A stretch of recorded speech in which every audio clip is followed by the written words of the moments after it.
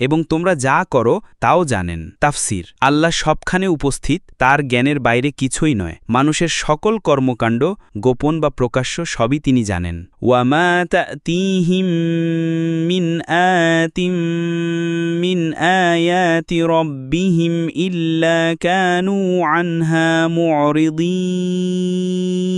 তাদের কাছে তাদের রবের নিদর্শনসমূহের যে কোনো একটি এলেই তারা তা থেকে মুখ ফিরিয়ে নেয়। তাফসির: অবিশ্বাসীরা আল্লাহর অসংখ্য নিদর্শন দেখেও সাড়া দেয় না, তারা ইচ্ছাকৃতভাবে চোখ বুজে থাকে। ফাকাদ কাযযাবু বিল হাক্কি লাম্মা জাআহুম ফাসাউফা ইয়াতিহিম আনবাউ মা কানু বিহি ইস্তাহজিউন। তারা যখন সত্যের মুখোমুখি হয়েছে তখন তারা তা অস্বীকার করেছে। শীঘ্রই তাদের কাছে পৌঁছে যাবে সেই বিষয়ে সংবাদ যার প্রতি তারা উপহাস করত।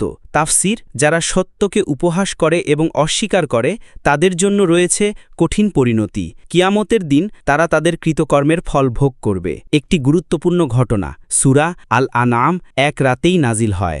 সূরা আল আনআম ছিল মক্কি সূরা এবং এক রাতেই পুরো সূরাটি নাজিল হয়। এমনকি এটি সহিহ হাদিস দ্বারা প্রমাণিত। আল্লাহ তাআলা নবী মুহাম্মদ সাল্লাল্লাহু আলাইহি ওয়াসাল্লামের সঙ্গে ৭০,০০০ ফেরেশতা প্রেরণ করেন। এটি কোরআনের সবচেয়ে গভীর ও তাওহীদ ভিত্তিক সূরাগুলোর একটি। এতে তাওহীদের ভিত্তি, শিরকের পরিণতি ও নবীদের দাওয়াতের ইতিহাস বর্ণিত হয়।